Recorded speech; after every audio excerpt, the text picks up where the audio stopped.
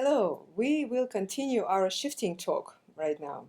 So, in the previous video, I discussed the shifting with the same finger, what I call simple shifts. Now I go to what I call combined shifts or shifts that are made with two fingers. Somehow the two fingers are participating, not necessarily at the same time, although sometimes, like in double stops, there will be even two at the same time, four fingers will be involved. But in this case, we're going to the first, what I call the easier way of doing the combined shifts, which is I will check the first finger in the first position, and I will go to the second finger in the third position. So in other words, I start with a lower finger count and I go from the lower position and I go to the higher position and go to the higher finger count. So from 1 to 2 up. And from 2 to 1 down, it will be the same idea. So the idea is that whatever finger is last on the string, that is the finger that carries us to the next position. Never the opposite in the technical shifts. Again, we are discussing only technical shifts right now. We're not discussing glissandi. We're not discussing any vocal shifting, perhaps. We're discussing something that should not be audible in fast tempi. So we press the string, we go without pressure, we go on the surface of the string. We hear this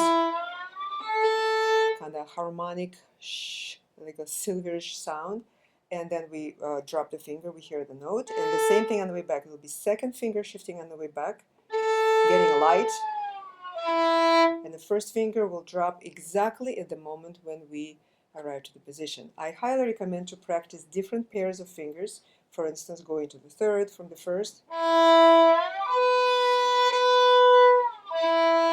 and so on. So then you can also do two, go to three, so two can go to three or two can go to four, and they're constantly moving in this fashion. Lower finger, lower position, higher finger, higher position. The other type of shifting, of combined shifting, is actually when we do the opposite. We start with in the lower position, but with the higher finger count, and we go to the higher position, but to the lower finger count. In other words, we go what we do usually in the scale or in arpeggios. So actually this type of shifting, which is the hardest type of shifting actually, is mostly used in technique. So it only emphasizes one thing, that it's incredibly important to first master the shifts with one finger, which is the simple shifts in my terminology, then go to the ones that we just did, and only then proceed to the combined harder fingers, as I call them, shifting, and which is from lower finger, lower position, but higher finger count, to the higher position, lower finger count. In this case, I will take, let's say, F sharp to G.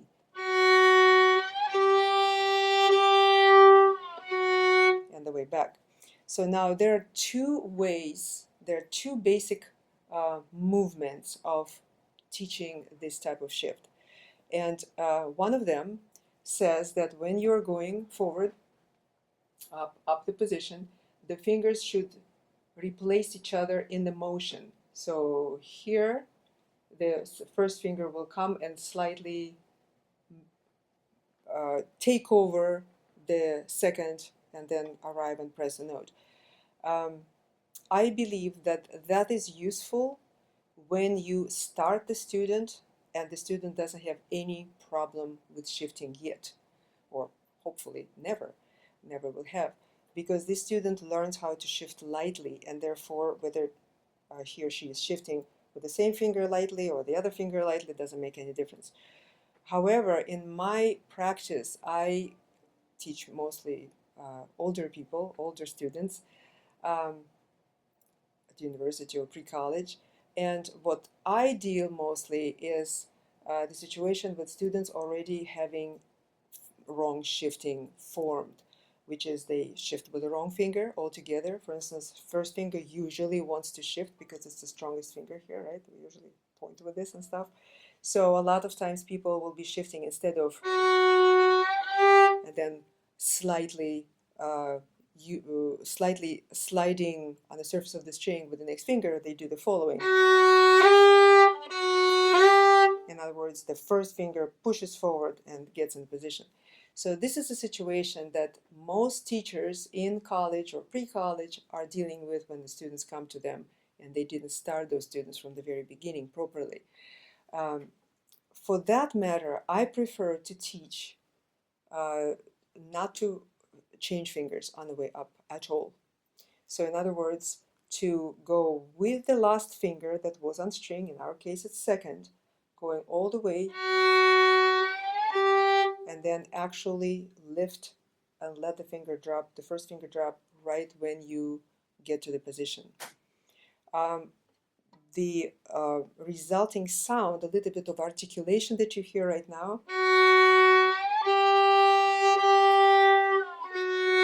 I don't believe it's a detrimental at all, because it actually gets articulation there on one hand. On the other hand, also in my practice, I found that it was very easy to not have it later on, just because when the tempo increases, there is no need to lift this finger.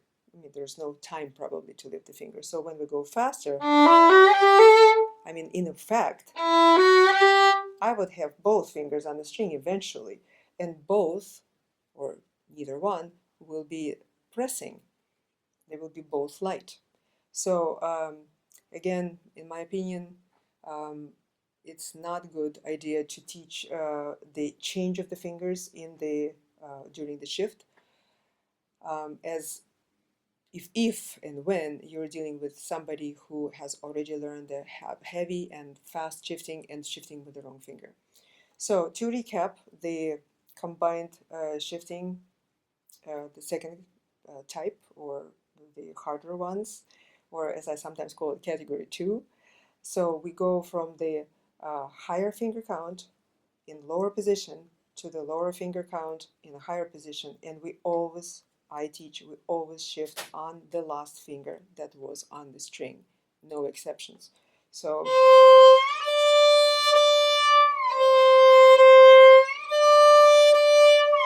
in whichever position you go like this. In fact, I would even recommend to, first of course, practice shifts, and then I would recommend to play scales in slow tempo while still lifting that first finger, so making sure it's not going to do anything destructive by pushing forward and pressing the string. And in this case, it can sound this way. Or actually my finger is lifting. You don't hear really the shift, you don't hear any bliss noise and so on. And the main idea, of course, that we keep being on the surface of the string when we're shifting.